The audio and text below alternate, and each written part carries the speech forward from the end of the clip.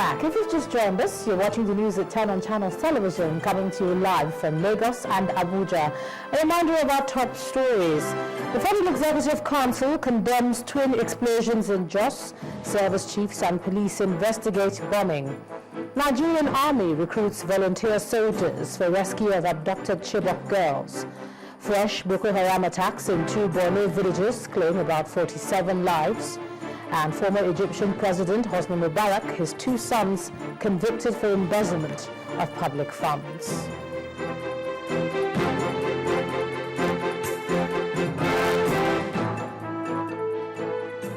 A quick reminder to you now that all our top stories are on our website, ChannelsTV.com, and on YouTube.com/channeled-web. Now, to get us on the move, visit m.channelstv.com to view us live on your mobile device. You can also download the Channels TV app for Android, iOS, and Windows phones from their respective stores. And then please interact with the Channels Eyewitness feature on our Android, iOS, and Windows 8 platforms. So if you have pictures or videos to share with us, tap the application on your device, swipe to reveal the Eyewitness menu, and then follow the instructions.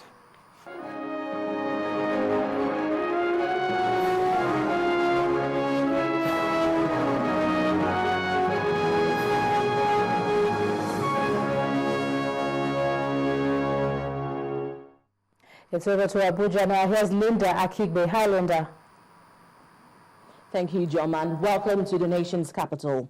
The Nigeria Union of Teachers has directed its members in all government-owned primary and secondary schools in the 36 states of the Federation and the Federal Capital Territory to shut their schools tomorrow. The president of the union, Comrade Michael Olukoya, said the closure of schools will allow Nigerian teachers to protest the abduction of over 200 schoolgirls in Borno and the killing of 173 teachers by members of the Boko Haram sect. While appealing to government to provide insurance cover for teachers in the country, Ms. Olukoya condemned the abduction of the girls, describing it as a barbaric act. What the Nigerian Union of Teachers have just done is, once again, to tell the entire world the feelings of the teachers, especially as it affects the abduction of Chibok girls. Again, to tell the entire world that teachers happen to be the highest casualty, because we have lost over 173 teachers to this scourge. Again, to call the attention of the entire world to the plight of the teachers. We have always clamored that teachers' lives should be insured, because the rate at which insecurity is going in this country now is nothing to write home about. So that's the what informed this press conference, to condemn the dastardly act, to call on the government that these ladies, these girls, should be brought back safe and alive. In spite of restricting their protest to the Eagle Square by police authorities, campaigners for the release of abducted schoolgirls in Chibok say they remain undeterred, promising to take their protest to the presidential villa. The campaigners, who spoke during their sit-out sessions at the Unity Fountain in Abuja, promised not to sleep until the girls are brought back safe and alive. We're declaring that our president is our commander-in-chief, is the father of this nation, and the understanding that we have as Africans, and that when a child is crying, the child goes to the father, and that therefore tomorrow we are going to our president. Is there anybody here who is saying, don't go to the villa tomorrow? I ask again, is there anybody here who is saying, don't go to the villa tomorrow? We here, we know our rights. We are educated enough to understand. Without anybody paying attention to any police, let's move forward. Let us illustrate the spirit at which these insurgents move to move our children out. Don't we have the minds? Don't we have the minds to face those who want to oppress us and telling us that we don't have the right to just deliver a letter?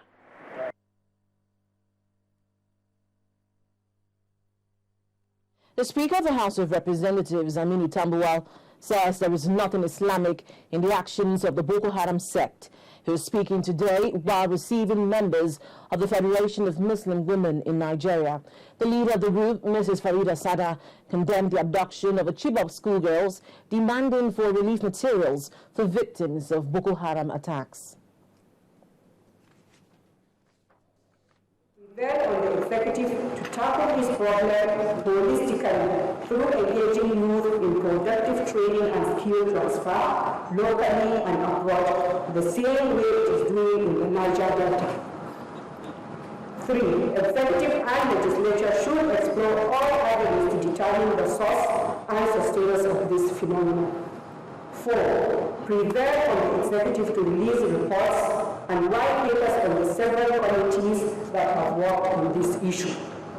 5. Prevail on the appropriate agencies to investigate and trace the whereabouts or status of all women and children that have been kidnapped and rescue and bring back those that are still alive. Government should also provide adequate security to schools and the students they deserve it. We must not be hopeless. No matter how dramatic the event is, no matter how difficult the situation is.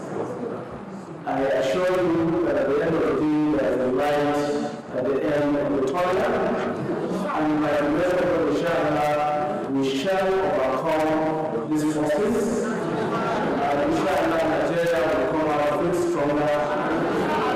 Continue to pray for us, as mothers continue to encourage our husbands who are in the service of the government, armed forces, especially the other forces, who are at the battlefield. As mothers continue to educate our younger ones, that Islam doesn't prohibit search for knowledge.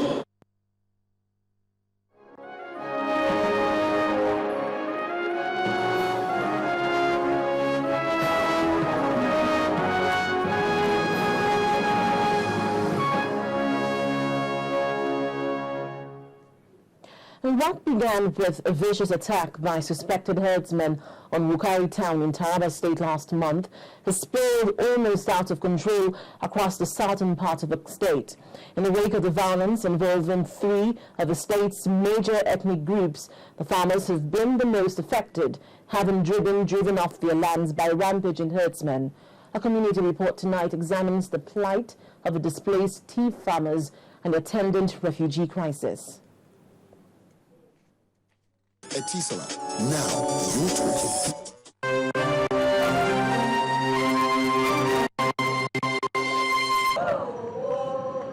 These are refugees who have fled from murderous attacks by Fulani herdsmen in Taraba State. They are mainly Tiv farmers from Bali, Wukari, Gasso, Ibi, Donga and Takum local council areas who have been driven off their homelands into refugee camps among their kinsfolk in Benue State. What began as communal violence in the town of Wukari has exploded into a near-ethnic cleansing across southern Taraba. The affected Ibi, that was the second local government which the crisis extended. Thereafter, it reached Gasso local government, where it claims lives and properties of many people. It extended to Beni local government, which is a neighboring local government with Gasso, as well as Donga and Takum local government. We try to calm the situation by telling the people that hence the government is aware of our problem, they should not run away from various places.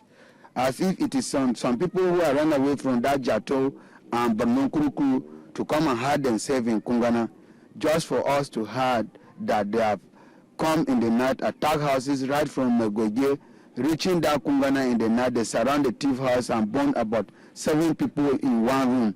2 that wanted to escape were shot down and they were killed. The tea farmers have been forced to flee their homes. Their deserted homesteads are taken over by their attackers, whose cattle graze contentedly amid the burnt-out houses. Our major occupation here in Bali with the tea people is farming. And up till now, we have not doing our farm work. We are being disturbed.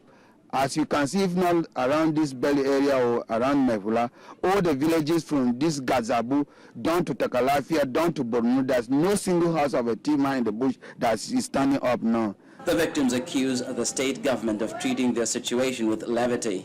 When I met His Excellency, the acting governor, he told me that about 30 road trailers were released of relief materials. You could just imagine that if only one trailer per local government is given to a TV man, it will satisfy them. But unfortunately, these people sat on all these 34 trailers. However, the acting governor of Taraba State insists proactive measures have been taken to provide relief for the internally displaced people. One is to ensure that people that had fled their homes are back. The other one is for the committee also to assess the damage done on properties and lives and report back to government. The last one also is to ensure that people are on their feet and they have been taken care of by government. Despite assurances from the state government, several attempts for the farmers to return to their homes and livelihoods have met a murderous brick wall. When we reached Ibuti, then we had a shoot of gun, just once, at the bush, inside bush. The security agent went there and they couldn't see anybody. They came back and meet me there, asked me, how are we doing? We could do. I say my people will not stay there. Every town in Benue State has refugee camps, not even only one. Even here that we are standing, there are still others here in Jota. This is not the only camp. Every town in Benue State has refugee camps that come from Taraba State. The Taraba crisis is being perceived as a spillover of the interethnic violence in Plateau, Nasarawa, and Benue states. We are still appealing to the government of Plateau State. We are ready for peace in Taraba. We are not ready for violence. Let them stop encroaching into Taraba State and cause confusion. If these Tarab people come and go away with cattle, the next thing a Fulani will think is his neighbor. That is a thief man or a Jukum man. So far, the attacks have continued unabated, and while the displaced farmers try to make the best of their predicament, there's looming danger of a food crisis. So far, law enforcement officials appear to be overwhelmed by the sheer geographical spread of the crisis. It took the federal government's intervention, to wit, the deployment of troops to restore peace in Benue and Nasarawa states. Perhaps government should consider applying the same approach in Taraba.